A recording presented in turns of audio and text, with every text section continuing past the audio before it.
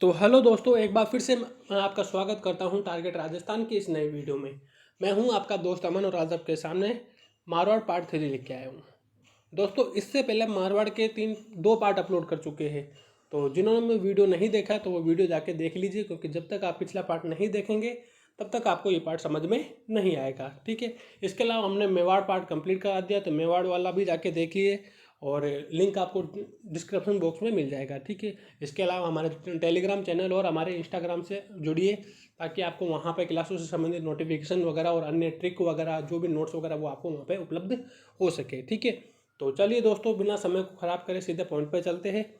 जसवंत सिंह जी, इसके अलावा आप हमारे साथ में जुड़े रहिए दोस्तों, नोट्स वगैरह प्रॉपर तैयार करते रहिए। जब भी मैं आपके सामने क्लास लेके आऊँ तो उस समय अपने नोटबुक और पेंसिल अपने साथ में रखिए। ठीक है। पेंसिल पेन जो भी है अपने साथ में रखिए। और जो ये नोट्स मैं आपको दे रहा हूँ, जो भी आपको कंटेंट दे रहा हूँ मैं दोस्तों, ये राजस्थान की सभी प्रतियोगी परीक्षा के लिए उपयोगी है। ठीक है। कोई भी, जैसे RS हो, SI हो, पटवारी हो, ग्राम सेवक हो, सब में ये उपयोगी होगा। ठीक है। इससे बाहर कुछ नहीं जाने वाला दोस्तों, ये मान के चलिए। ठीक है। तो आप हमारे साथ में जुड़े रहिए दोस्तों। ठीक है। तो चलिए दोस्तों, शुरू करते हैं। दोस्तों, अमर जसवंत सिंह जी से पहले हमने अमर सिंह जी के बारे में पढ़ लिया था। अमर सिंह ने मतीरे की राड़ नामक एक युद्ध किया था। वो मतीरे की राड़ कब हुई थी दोस्तों, कमेंट बॉक्स में ज़रूर बताइएगा। ठीक है। अभी चलते हैं जसवंत सिंह जी। पिछला पार्ट जरूर देखिएगा दोस्तों। ठीक है। नहीं तो आप इस चीज़ को उससे कनेक्ट नहीं कर पाएंगे। देखिए जसवंत सिंह।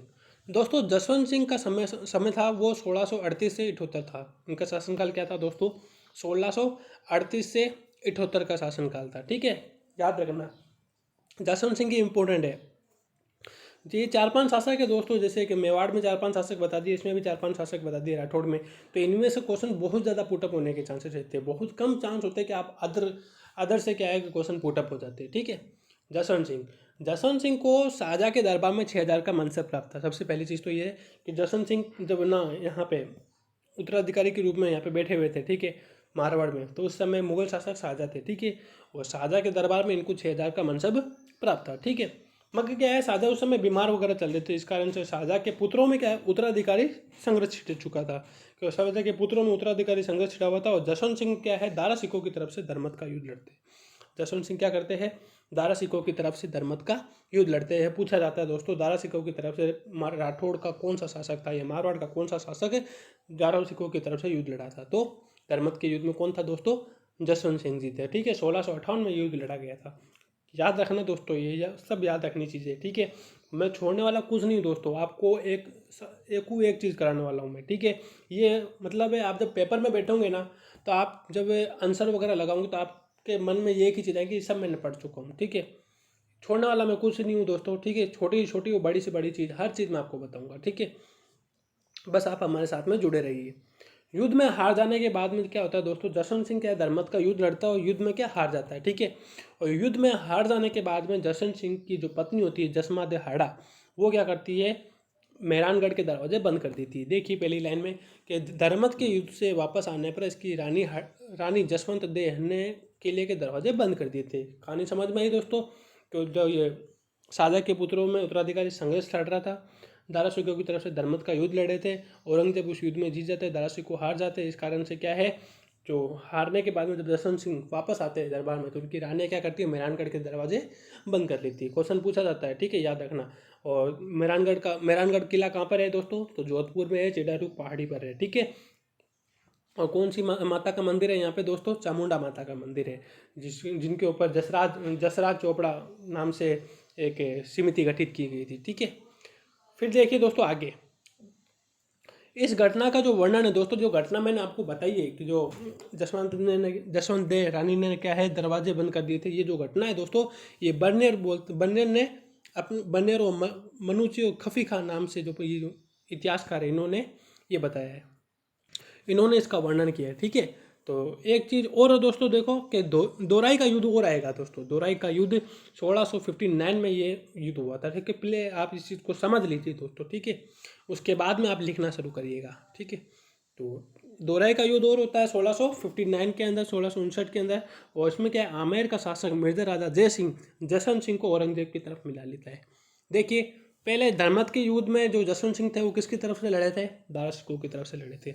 बाद में जब क्या होता है दोस्तों, ये दोराई का युद्ध होता है 1659 के अंदर। ठीक है। और इस युद्ध में क्या है, मिर्जा राजा जय सिंह जयपुर के जो शासक होते हैं वो क्या करते हैं, जसवंत सिंह को औरंगजेब की तरफ मिला लेते हैं। ठीक है, दोराई का युद्ध दारा सिक्का का निर्णायक युद्ध था। इस युद्ध के बाद में क्या है, जसवंत सिंह को, अब देखिए दोस्तों एक चीज़ याद रखना, जब दोराई का जब युद्ध हुआ था इसमें क्या औरंगजेब जीत जाते हैं। औरंगजेब के जीतने के बाद में क्या ये निर्णायक हो गया था कि औरंगजेब क्या उत्तराधिकारी पद पर बैठेंगे। ठीक है, तो औरंगजेब के उत्तराधिकारी पद पर बैठने के बाद में औरंगजेब ये जसवंत सिंह को क्या है, गुजरात का सूबेदार बना दिया जाता है। ठीक है, और इस गुजरात का सूबेदार बना दिया जाता है और वहीं पे क्या है, कुछ समय बाद में दक्षिणी वो अभियानों की तरफ और काबुल का सूबेदार बाद में बनाया जाता है। वहाँ से दक्षिणी अभियानों पे भेजा जाता है और फिर बाद में क्या इनको काबुल का सूबेदार बना दिया जाता है। किसको, जसवंत सिंह जी को काबुल का सूबेदार बना दिया जाता है। और वहीं पे क्या है, काबुल में क्या है, काबुल में एक जगह है दोस्तों जामरूद नाम से, और जामरूद में इनकी मृत्यु हो जाती है। कुल मिला के जसवंत सिंह जी समझ में आए दोस्तों। मैं रिपीट कर देता हूँ, क्या है कि जसवंत सिंह के शाहजहाँ के दरबार में इनको 6000 का मनसब प्राप्त था। शाहजहाँ के पुत्रों के उत्तराधिकारी संघर्ष के अंदर इन्होंने दारा सिकों का साथ दिया था धर्मत के युद्ध में। ठीक है, बाद में मिर्जा राजा जय सिंह क्या करते हैं, औरंगजेब की तरफ इनको मिला लेते हैं और बाद में इस युद्ध में क्या कहते हैं, दोराई का जो युद्ध होता है उसमें औरंगजेब जीत जाते हैं। औरंगजेब इनको क्या करते हैं, गुजरात का सूबेदार नियुक्त कर देते हैं। बाद में इनको दक्षिणी अभियान पर भी भेजते हैं और फिर क्या है, अंत में इनको काबुल का सूबेदार बना दिया जाता है। और काबुल में क्या है, इनकी जामरूद नामक स्थान पर क्या है, इनकी मृत्यु हो जाती है। ठीक है, इतना याद रखिएगा। ये आपको कहानी समझ में आई, अब मैं पढ़ के बता रहा हूँ। ठीक है, एक बार मैंने कहानी में रूप में बता दिया, अब मैं पढ़ के बता रहा हूँ तो आपका रिवीजन भी हो जाएगा। ठीक है, साथ में मेरे साथ में चलिए।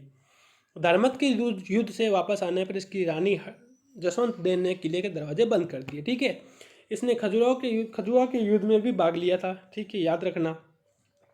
औरंगजेब ने इसे काबुल का गवर्नर बनाया था, काबुल का गवर्नर बना दिया था, मैं अभी बता दिया आपको।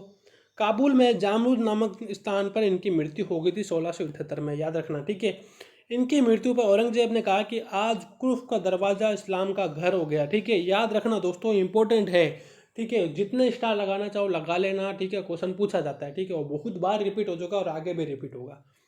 तो इसकी मृत्यु पर औरंगजेब ने कहा, किसकी, जसवंत सिंह की मृत्यु के ऊपर कहा औरंगजेब ने, क्या आप कुर्फ का दरवाज़ा इस्लाम का घर हो गया, या कुर्फ का मतलब होता है देखो धर्म का विरोध करने वाला। ठीक है, तो आज कुर्फ का दरवाज़ा इस्लाम का घर हो गया या कुर्फ का दरवाज़ा टूट गया, ये दो कथन है ज़्यादातर पूछे जाते हैं। ठीक है, या तो ये लिखा हुआ आएगा कि आज कुर्फ का दरवाज़ा इस्लाम का घर हो गया, या ये लिखा होगा कि आज कुर्फ का दरवाज़ा टूट गया। ठीक है, तो याद रखना। जसवंत सिंह के बेटे पृथ्वी सिंह ने शेर के साथ में लड़ाई की थी दोस्तों। एक चीज़ याद रखना, क्या होता है कि जसवंत सिंह जी के बेटे होते हैं दोस्तों पृथ्वी सिंह, उन्होंने क्या है शेर से लड़ाई की थी और शेर को हरा दिया था। ठीक है, औरंगजेब क्या करते हैं दोस्तों, जब औरंगजेब को ये बात पता चलती है कि उन्होंने शेर को क्या मार दी और पृथ्वी सिंह ने क्या है शेर को हरा दिया, औरंगजेब को इस बात का भय होता है दोस्तों कि आने वाले समय में ये मेरा विरोध ना कर दे। ठीक है, क्योंकि शेर को जो हरा सकता है वो मेरे को हराते हैं, उनको टाइम नहीं लगेगा। तो औरंगजेब क्या करते हैं, उन्हें एक जहरीली ड्रेस दे के मरवा देते हैं। मतलब क्या है, एक उनकी वीरता से प्रसन्न होकर ना उनको एक किल्लक बैठ करे होते हैं। ठीक है, किल्लक जो एक पोशाक टाइप की होती है जिसको पहना जाता है, और उसमें जहर लगा होता है जिसमें पृथ्वी सिंह के पहनने पे वो मर जाते हैं। ठीक है, उनकी मृत्यु हो जाती है। तो इतना है जसवंत सिंह जी के बारे में, याद रखना दोस्तों। ठीक है, तो जसवंत सिंह जी के पुत्र पृथ्वी सिंह जी ने औरंगजेब के था ही शेर दोस्तों, औरंगजेब पृथ्वी को खिलक बैठ करते जिसमें जहर लगा होने के कारण उनकी मृत्यु हो जाती है।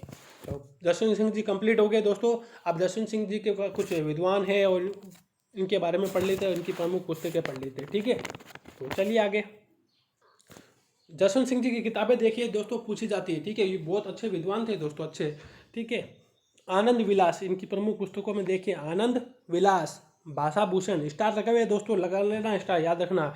ठीक है, पूछे जाते हैं ये ग्रंथ है जो आनंद विलास किसका प्रमुख ग्रंथ है या भाषा भूषण किसका प्रमुख ग्रंथ है। ठीक है, तो आनंद विलास, भाषा भूषण, प्रबोध चंद्र दे, एप्रोक्स सिद्धांत। ठीक है, एप्रोक्स सिद्धांत, ये सभी ग्रंथ किसके हैं दोस्तों, जसवंत सिंह जी के हैं। ठीक है दोस्तों, एक मेहनत नैण सिंह नाम से आपको विद्वान बहुत पढ़ने को मिले होंगे। मेहनत नैण सिंह इन्हीं के दरबारी कवि थे। ठीक है, याद रखना, इनके दरबार में दोस्तों मेहनत नैण सिंह थे और इनको मेहनत नैण सिंह की किताब थी दोस्तों नैण सिर खयात, जिनको मारवाड़ परगनारी विगत या राजस्थान का गजेटियर भी कहा जाता है। राजस्थान का गजेटियर किसको कहा जाता है, पिछले राजस्थान पुलिस के अंदर ये क्वेश्चन आ चुका है दोस्तों। ठीक है, तो उसमें पूछा गया था राजस्थान का गजेटियर किसको कहा जाता है, तो मेहनत नैणसिरी खयात को या नैणसिरी खयात को या मारवाड़ परगनारी विगत को कहा जाता है। ठीक है, याद रखना। किसका प्रमुख ग्रंथ है, जो मेहनत नैण सिंह का ग्रंथ है, वो किसके दरबारी कवि थे, वो किसके दरबारी विद्वान थे, तो जसवंत सिंह के दरबारी विद्वान थे। ठीक है, याद रखना। जोधपुर में राय का बाग का महल इन्होंने निर्माण किया था। जोधपुर में जो राय का बाग का महल है वो इन्होंने बनवाया था। ठीक है, दरबारी विद्वान मेहनत नैन सिंह। नैन सिंह रे खयात इनकी किताब है और राजस्थान का पहला खयात ग्रंथ है। ये याद रखना कि राजस्थान का पहला खयात ग्रंथ कौन सा है दोस्तों, तो नैन सिंह रे खयाती। मारवाड़ रा प्रगनारी विगत, ये भी दूसरा ग्रंथ है दोस्तों।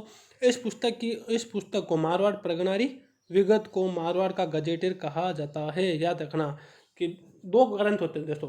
पहला ग्रंथ नैन सिंह रे खयात जो किसका है, मेहनत नैन सिंह का है, जिसको जो राजस्थान का पहला खयाती ग्रंथ है। ठीक है, दूसरा ग्रंथ कौन सा इनका, मारवाड़ प्रगनारी विगत। मारवाड़ प्रगनारी विगत, और इसको इस पुस्तक को क्या है, मारवाड़ का गजेटियर कहा जाता है। ये 2-3 बार रिपीट कर दिया मैंने, इसका मतलब इंपॉर्टेंट है दोस्तों, याद रखना। ठीक है, और फिर दोस्तों इस मारवाड़ प्रगनारी विगत में क्या है, सबसे पहले जनगणना का उल्लेख किया गया है। ठीक है, जनगणना का उल्लेख इसमें आपको देखने को मिल जाएगा। Madam Nancy complete. चलिए आगे। नैन सिंह ने अपने भाई सुंदरदास के साथ में क्या है, इनके कर्जे के कारण आत्महत्या कर ली थी। ठीक है, मेहनत नैन सिंह ने क्या किया था, वैसो अपने भाई सुंदरदास के साथ में क्या है, आत्महत्या कर ली थी कर्जे के कारण। मुंशी देवी प्रसाद ने मेहनत नैन सिंह को राजपुताने का अबुल फजल कहा है। लगा लेना स्टार दोस्तों, पूछा जाता है कि राजपुताने का अबुल फजल किसको कहा जाता है, तो मुंशी मेहनत नैन सिंह को कहा जाता है। और किसने कहा था, तो मुंशी देवी प्रसाद ने कहा था। ठीक है, याद रखना। औरंगजेब ने जसवंत सिंह के बेटे अजीत सिंह और दलथम्बन को दिल्ली में रूप सिंह राठौड़ की हवेली में नजरबंद कर दिया था। दोस्तों देखिए, इस चीज़ को समझे ना, ये 2 लाइनें ना, मगर इसमें कहानी बहुत बड़ी है, तो इस चीज़ को समझिएगा। दोस्तों क्या होता है कि जसवंत सिंह की मृत्यु के बाद में क्या, अजीत सिंह, ये उनकी कोई संतान वगैरह नहीं होती, मगर कुछ समय बाद में अजीत सिंह का जन्म होता है। ठीक है, तो औरंगजेब चाह रहे थे कि वो क्या है, मारवाड़ पर अपना अधिकार जमा ले, क्योंकि उनके कोई जसवंत सिंह का कोई उत्तराधिकारी नहीं था। ठीक है, इस कारण से, क्योंकि पृथ्वी सिंह जो मर गए, उसके बाद में पृथ्वी सिंह जी की मृत्यु हो गई थी, और अजीत सिंह और दलथम्बन जी, अजीत सिंह का जन्म बाद में होता है दोस्तों। ठीक है, तो कुछ समय बाद में अजीत सिंह का जन्म होता है। अजीत सिंह को क्या है, औरंगजेब रूप सिंह राठौड़ की हवेली में कैद कर लेता है। रूप सिंह राठौड़ की हवेली में क्या है, इनके भाई बेटे को, ये अजीत सिंह जी को, दलथम्बन दोनों को क्या है, दिल्ली में रूप सिंह राठौड़ की हवेली में नज़रबंद कर दिया जाता है। ठीक है, कुछ समय बाद में दोस्तों क्या होता है कि अजीत सिंह को, दलथम्बन को क्या है, ये दुर्गादास राठौड़, ठीक है, ये बहुत पूछा जाता है। दुर्गादास राठौड़ जी, इन्होंने अजीत सिंह को उत्तराधिकारी पद पे बिठाने के लिए बहुत संघर्ष किया था दोस्तों। ठीक है, तो दुर्गादास राठौड़ क्या करता है, अजीत सिंह को छुड़ा के ले जाते हैं वहाँ से। ठीक है, याद रखना। फिर देखिए दोस्तों, ये तो मैं आपको आगे की कहानी बता रहा हूँ, फिलहाल आप इतना समझिए दोस्तों कि जब औरंगजेब क्या करता है, जसवंत सिंह की मृत्यु के बाद में अजीत सिंह और दलथम्बन को क्या है, रूप सिंह राठौड़ की हवेली में नजरबंद कर देता है। ठीक है, और इंद्र सिंह राठौड़, ठीक है, इंद्र सिंह राठौड़, और ये इंद्र सिंह राठौड़ कौन है दोस्तों, तो ये अमर सिंह राठौड़ के पोते हैं। ठीक है, अमर सिंह राठौड़ जो पीछे पड़ गए हैं ना अपन, मतीरे की राड़ वाले, तो अमर सिंह राठौड़ के पोते हैं। उनको क्या है, इंद्र सिंह राठौड़ को ये 36 लाख रुपए में देके जोधपुर का शासक बना देते। ठीक है, औरंगजेब क्या करते हैं, जोधपुर का शासक इनको बना देते हैं। वहाँ पे अजीत सिंह जी और वो जो है दलथम्बन, वो क्या है, वहाँ पे कैद है। ठीक है, नज़रबंद है। चलिए आगे। अजीत सिंह, दुर्गादास राठौड़, मुकुंददास खिंची और गोरा की सहायता से क्या, ये देखिए 2-3 नाम है दोस्तों, जो दुर्गादास राठौड़, मुकुंददास खिंची और गोरा। गोरा इनकी दाई माँ थी, याद रखना, गोरा इनकी दाई माँ थी। जैसे उदय सिंह की दाई माँ का नाम क्या था, पन्ना दाई, वैसे अजय सिंह की दाई माँ का नाम गोरा था। ठीक है, याद रखना। तो दुर्गादास राठौड़ और मुकुंददास खिंची व गोरा की सहायता से अजीत सिंह को लेकर ये क्या है, जोधपुर आ जाते हैं। जैसे मैंने आपको बताया था कि जो रूप सिंह राठौड़ की हवेली से दुर्गादास राठौड़ उनको क्या है, छुड़ा के लेके आ जाता है। ठीक है, और गोरा को मारवाड़ की पन्ना दाई कहा जाता है। ठीक है, लगा लेना, एक्स्ट्रा पूछा जाता है, याद रखना कि मारवाड़ की पन्ना दाई किसको कहा जाता है, तो गोरा को कहा जाता है। वैसे पन्ना दाई कौन थी, तो उदय सिंह की दाई माँ थी। ठीक है, मारवाड़ के राष्ट्रगीत धूसों में गोरा का नाम लिया जाता है। दोस्तों मारवाड़ में एक राष्ट्रगीत गाया जाता है, एक गीत गाया जाता है धूसो नाम से। ठीक है, और धूसों में क्या है, गोरा का नाम लिया जाता है। ठीक है, जोधपुर में यही गोरा की छतरी, गोरा जो इसकी अजीत सिंह की दाहिमा थी, इनकी छतरी, याद रखना।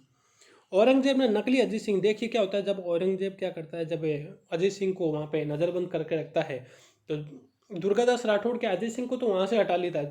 दुर्गादास राठौड़ अजीत सिंह को तो वहाँ से बचा के लेके आ जाता है, उसकी जगह कोई दूसरा बच्चा वहाँ पे रख देता है। ठीक है, तो औरंगजेब क्या करता है, उस नकली अजीत सिंह को क्या है मोहम्मदी राज नाम देता है। ठीक है, मतलब औरंगजेब को ये बात पता नहीं होती इस कारण से। तो औरंगजेब क्या करता है, उस नकली अजीत सिंह को मोहम्मदी राज नाम देता है तथा उसे अपनी बेटी जेबू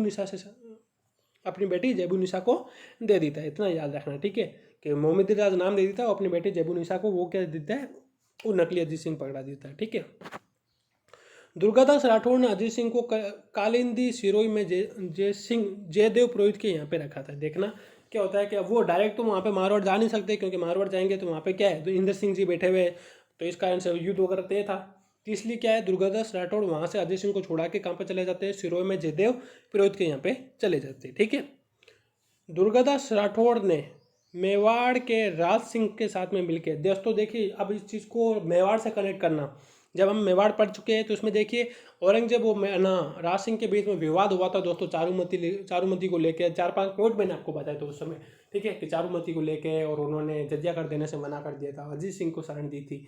तो अब देखिए यहीं पे वो चीज़ है कि दुर्गादास राठौड़ ने क्या है, मेवाड़ के राज सिंह के साथ में मिलकर औरंगजेब के बेटे अकबर से विद्रोह करवा दिया था। ठीक है, तो जब राज सिंह जी क्या है, राज सिंह जी जब औरंगजेब का विरोध वगैरह करते रहते हैं, तो इस कारण से क्या है दोस्तों, राज सिंह और दुर्गादास राठौड़ मिलकर दोनों क्या करते हैं, तो अकबर जो औरंगजेब के पुत्र होते हैं, ठीक है, अकबर सेकंड है दोस्तों, ये फर्स्ट वाले नहीं है, तो अकबर सेकंड को क्या है दोस्तों, औरंगजेब के खिलाफ भड़का के उनका विद्रोह करवा देते हैं। ठीक है, औरंगजेब की चालाकी के कारण अकबर को संभाजी के पास में दक्षिण भारत में भेजा जाता है। ठीक है, जब औरंगजेब को इस बात का पता चल जाता है कि दोस्तों क्या अकबर सेकंड क्या है, जो अकबर है मेरा पुत्र, वो क्या है चालाकी कारण अकबर मेरे ऊपर विद्रोह करने वाला है, ठीक है, मेरा विद्रोह वगैरह करने वाला है, तो इस कारण से क्या है वो उनकी चालाकी को समझ के क्या करते हैं, संभाजी के पास में दक्षिणी भारत में उनको भेज दिया जाता है। ठीक है, अकबर के बेटे बेटी बुलंद अख्तर और सफियातु निसा को दुर्गादास ने अपने पास में रखा था। दोस्तों देखिए क्या है कि अकबर के बेटा बेटी थे दोस्तों दो, बुलंद अख्तर व सफियातु निसा, इन दोनों को क्या है दुर्गादास राठौड़ ने अपने पास में रखा था। कालांतर में ईश्वरदास नागर के कहने पर दुर्गादास ने इन्हें औरंगजेब को सौंप दिया था। ठीक है, ये इतनी कहानी आप चीज़ समझ गए होंगे। ठीक है, क्या होता है, तो इस चीज़ को समझे आप कि जो अकबर के बेटा बेटी थे वो तो क्या है दक्षिणी अभियान में चले गए थे संभाजी के वहाँ पे। ठीक है, जबकि अकबर के जो बेटे थे बुलंद अख्तर और सफ़ी निसा, इनको क्या है दुर्गादास राठौड़ अपने पास में रख लेता है। बाद में ईश्वरदास नागर के कहने पर दुर्गादास इनको औरंगजेब को छोड़ देता है। दोस्तों ये अकबर सेकंड वही है जिन्होंने राजा राममोहन राय को राजा की उपाधि दी थी, याद रखना। ठीक है, तो चलिए दोस्तों आगे चलते हैं। तो ये लिख लेना साइड में कि राजा राममोहन राय को राजा की उपाधि देने वाले कौन थे, तो अकबर सेकंड थे। ठीक है, 1708 में अजीत सिंह जोधपुर का राजा बना। आप देखिए कैसे बनते हैं। जब हम मेवाड़ पढ़ रहे थे दोस्तों, तो उस समय हमने देबारी समझौता पढ़ा था। ठीक है, देबारी समझौता किस किस के बीच में हुआ था दोस्तों, सवाई जय सिंह आमेर के, और जोधपुर के अजीत सिंह, और मेवाड़ के कौन थे दोस्तों, अमर सिंह सेकंड।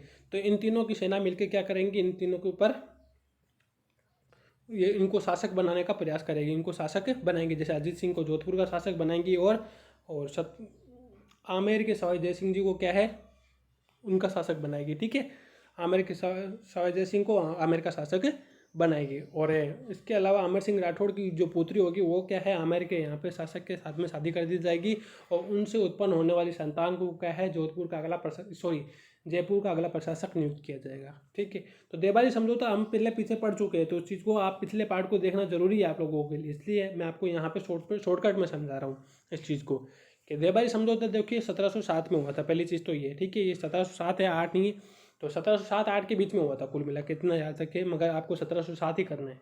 ठीक है, 1707 में अजीत सिंह को है जोधपुर का शासक बना दिया जाता है उसे समझौते के तहत। ठीक है, और समझौते के तहत क्या अजीत सिंह को वहाँ पे शासक बनाने के बाद में इनकी पुत्री होती है दोस्तों, अजीत सिंह की पुत्री इंद्र कुंवरी, उनका जो विवाह होता है मुगल बादशाह फारूक शेर के साथ में कर दिया जाता है। ठीक है, मुगल बादशाह फारूक शेर के साथ में कर दिया जाता है। मतलब क्या है दोस्तों, औरंगजेब की मृत्यु हो जाती है दोस्तों 1707 के अंदर। ठीक है, और 1707 में उनकी मृत्यु के बाद में देबारी समझौता किया जाता है। ठीक है, तो मुगल बादशाह फारूक शेर के साथ में इंद्र कुंवरी का विवाह कर दिया जाता है जो अजीत सिंह की पुत्री थी। ठीक है, 1724 में दोस्तों 1724 में अजीत सिंह का पुत्र बख्त सिंह क्या है अजीत सिंह की हत्या कर देता है। ठीक है, मारवाड़ का दूसरा पितृहंता शासक है ये। ठीक है, कौन, बख्त सिंह जी। ठीक है, याद रखना, दूसरा पितृहंता शासक है। बख्त सिंह जी ने ना क्या किया था दोस्तों, अजीत सिंह को मार दिया था। ठीक है, दोस्तों एक क्वेश्चन है कि अजीत सिंह की हत्या करने के बाद में इनके जो पालतू जानवर थे दोस्तों, पालतू मोर थे, बंदर थे, वो अपनी इच्छा से क्या है अजीत सिंह की चिता में कूद जाते हैं, ठीक है, जल जाते हैं उनके साथ में, ये भी याद रखना। तो 1708 में, अब मैं पढ़ के समझा रहा हूँ आपको, ये आपको कहानी मैंने आपको समझाई दी है। 1708 में क्या है, अजीत सिंह जोधपुर का राजा बना। गौर करिएगा, दुर्गादास के नेतृत्व में अजीत सिंह को राजा बनाने के लिए 30 वर्ष तक प्रयास किए गए थे। मतलब क्या है, जैसे मैंने आपको बताया कि दुर्गादास राठौड़ ने क्या अजीत सिंह को गद्दी पे बिठाने के लिए बहुत संघर्ष किया था, 30 साल तक इन्होंने संघर्ष किया था। इसे मारवाड़ के राठौड़ों का 30 वर्षीय संघर्ष कहा जाता है। इसी को क्या कहते हैं दोस्तों, मारवाड़ के राठौड़ों का 30 वर्षीय संघर्ष कहा जाता है। अजीत सिंह ने दुर्गादास को जोधपुर से निकाल दिया, ठीक है दोस्तों। क्या होता है, इसी कारण से दोस्तों एक चीज़ क्या है कि अजीत सिंह को कान का कच्चा कहा गया है, ठीक है, कान का कच्चा। ये दूसरों की बातों में बहुत जल्दी विश्वास कर लेते थे, तो इस कारण से क्या है कि दोस्तों किसी बात को लेकर मतभेद होने के कारण दुर्गादास राठौड़ को क्या है जोधपुर से बाहर निकाल दिया जाता है, ठीक है, उनको क्या दरबार से आउट कर दिया जाता है। अजीत सिंह ने अपनी बेटी इंद्र कुंवरी की शादी मुगल बादशाह फारूक शेर के साथ में की थी। ये अंतिम हिंदू राजकुमारी थी जिसकी शादी मुगल बादशाह से हुई थी। लगा लेना, इस टाइप पूछा जाता है कि अंतिम हिंदू राजकुमारी कौन थी जिसकी शादी मुगल बादशाह से हुई थी, तो इंद्र कुंवरी थी, याद रखना, ठीक है। मोटा राजा उदय सिंह वाली अलग थी, याद रखना, मोटा राजा उदय सिंह मत लगा लेना, उनकी भी बेटी थी ना जो जहांगीर के साथ में शादी की थी। अजीत सिंह की हत्या उसके बेटे भगत सिंह ने कर दी थी, जिसको पितरंता शासक बोल दिया। अजीत सिंह के अंतिम संस्कार में कई पशु पक्षी जलकर मर गए थे, ये भी मैं आपको समझा चुका हूँ। पहले मैंने आपको कहानी के रूप में समझा दिया, अब मैंने आपको पढ़ के समझा दिया। मतलब आपका कुल मिला के 2 या 3 बार यहाँ पे रिवीजन हो गया। अब 1-2 बार आप रिवीजन और कर लेना रात को सोने से पहले, तो कुल मिला के आपके दिमाग में ये ऐसा सेट होएगा दोस्तों कि कभी बाहर निकालना चाहोगे तो भी नहीं निकलेगा, ठीक है। डॉक्टर हीराचंद ओझा ने, डॉक्टर गौरीशंकर हीराचंद ओझा, लिख लेना साइड में, अजीत सिंह को कान का कच्चा कहा है। अजीत सिंह को क्या कहा है, कान का कच्चा कहा गया, ठीक है। कान का कच्चा समझ गए ना आप, ठीक है, जो दूसरों की बातों पे बहुत जल्दी विश्वास कर लेता है। अब देखिए दोस्तों, दुर्गादास राठौड़, देवारी समझौता हमने पहले भी पढ़ लिया था, इस कारण से मैंने आपको यहाँ पे अच्छे से नहीं समझाया, ठीक है। फिर भी मैं आपको समझा देता हूँ कि देखिए क्या होता है। देवारी समझौता आपको समझना बहुत आवश्यक है, क्योंकि देवारी समझौता आपको जयपुर में भी देखने को मिलेगा जब हम कच्छावा शासक पढ़ेंगे उस समय, ठीक है। तो देखिए, मेवाड़ के कौन थे, अमर सिंह सेकंड थे, ठीक है। और जोधपुर में कौन थे, अजय सिंह थे। आमेर में कौन थे, सवाई जय सिंह। ये तीनों की सेना मिलकर क्या करेगी, सवाई जय सिंह को आमेर का शासक बनाएगी और अजीत सिंह को मारवाड़ का शासक बनाएगी। जबकि अमर सिंह जी की जो बेटी होगी, ठीक है, उनकी शादी आमेर के शासक से की जाएगी और आमेर से शासक के साथ में शादी होने के बाद में उनसे उत्पन्न जो संतान होगी, उस संतान को क्या है, आमेर का अगला उत्तराधिकारी नियुक्त करेगी, ठीक है। ये क्या था, देवारी समझौता था कुल मिला के, ठीक है। तो उसी समझौते के तहत अजीत सिंह क्या है, मारवाड़ का शासक बना था, याद रखना। ये चीज़ समझ में आई। चलिए दुर्गादास राठौड़ को देखते हैं। दुर्गादास राठौड़ ने 30 साल का संघर्ष किया था, तो इनके बारे में तो पढ़ना जरूरी है और क्वेश्चन भी पूछा जाता है, स्टार लगा लेना, ठीक है। दुर्गादास राठौड़, जन्म सालवा में, जन्म कहाँ हुआ था, सालवा में। पिता आस्करण, पिता कौन थे दोस्तों, आस्करण। जागीर लुणेवा, ठीक है, इनको एक जागीर दी गई थी, लुणवा पिता ने दी थी इनके, लुणेवा नाम की एक जागीर इनको पिता ने दी थी। मेवाड़ के अमर सिंह सेकंड ने दुर्गादास को रामपुरा व विजयपुर की जागीर दी थी, याद रखना। अमर सिंह सेकंड थे ना जो देवारी समझौता हुआ था, तो देवारी समझौता वाले अमर सिंह जी ने इनको क्या है, दुर्गादास को रामपुरा और विजयपुर की जागीर दी थी, याद रखना। दुर्गादास की छतरी उज्जैन में छिपरा नदी के किनारे है, लगा लेना स्टार। 1000 बार पूछा गया और कितनी बार पूछा गया और आने वाले समय में भी पूछा जाएगा, ठीक है, कि दुर्गादास राठौड़ की छतरी कहाँ पर है, तो उज्जैन में छिपरा नदी के किनारे है, ठीक है, उज्जैन में है, याद रखना, ठीक है। उपाध्याय देखिए दुर्गादास जी की, सारी उपाध्याय बहुत इंपॉर्टेंट है, ठीक है। और जितना अगर मैं किसी चीज़ को अगर बार बार रिपीट कर रहा हूँ, उसका मतलब वो बहुत ज़्यादा बार पूछा गया और आगे भी चांसेस बनेंगे, ठीक है। क्योंकि इतिहास कभी दोस्तों बदल नहीं सकता, इतिहास तो वही रहेगा, इतिहास कभी बदल सकता है क्या। आपको पढ़ना तो करंट पड़ेगा, करंट वगैरह है ये पढ़ना पड़ेगा, ये चेंज होता रहता है। इतिहास तो क्या है, जो हल्दी घाटी का युद्ध 1576 में हुआ था तो 1576 में ही होगा। आज से 10 साल बाद में पढ़ोगे तो भी आपको 76 ही पढ़ने को मिलेगा। ऐसा तो है नहीं कि हल्दी घाटी का युद्ध आज आप 1576 पढ़ रहे हो, बाद में आप बोलोगे 2010 में हुआ था सर जी, तो ऐसा कुछ नहीं है, ठीक है। इतिहास कभी चेंज नहीं होता।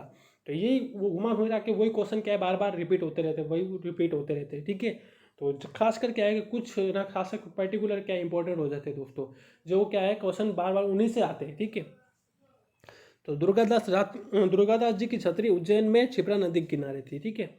अब दोस्तों देखिए, इनकी उपाधियाँ देखिए दुर्गादास राठौड़ जी की। राठौड़ों का यूलिसेज कर्नल जेम्स टोड ने कहा है कि दुर्गादास राठौड़ क्या है, राठौड़ों के यूलिसेज है, ठीक है। कर्नल जेम्स टोड ने ये बात बोली है। राजपूताना का गैरबंडी, ठीक है, राजपूताना का गैरी पल्डी, ठीक है। मारवाड़ का अणबिणिया मोती, याद रखना। ये 3 उपाधियाँ किसकी है दोस्तों, दुर्गादास राठौड़ की है, याद रखना। तो दुर्गादास राठौड़ की उपाधियाँ समझ ली, एक बार फिर से समझ लीजिए, मन में दोहराइए अपने साथ में। राठौड़ों का यूलिसेज किसने कहा है, कर्नल जेम्स टोड ने। किसको कहा है, दुर्गादास राठौड़ को कहा है। राजपूताने का गैरीबल्डी, मारवाड़ का अणबिंदिया मोती। कंटेंट बहुत अच्छा है दोस्तों, अपने नोट्स वगैरह साथ में तैयार करते रहिए। आप लोग सच में देखेंगे कि आपके नोट्स बहुत अच्छे और प्रॉपर बहुत अच्छे तरीके से तैयार हुए, ठीक है। और सिर्फ ये पढ़ते रहना, सिर्फ पढ़ते रहिए दोस्तों, अपने आप को खुश रखिए दोस्तों, नकारात्मक चीज़ों से दूर रहिए, ठीक है। और जितना हो सके इस समय का सदुपयोग करें, ठीक है। तो चलिए दोस्तों, आज का सेशन कैसा लगा मुझे कमेंट बॉक्स में ज़रूर बताइए, और मिलते हैं दोस्तों अगले सेशन में। जब तक के लिए अपना ध्यान रखें और सुरक्षित रहिए, ठीक है। जय हिंद।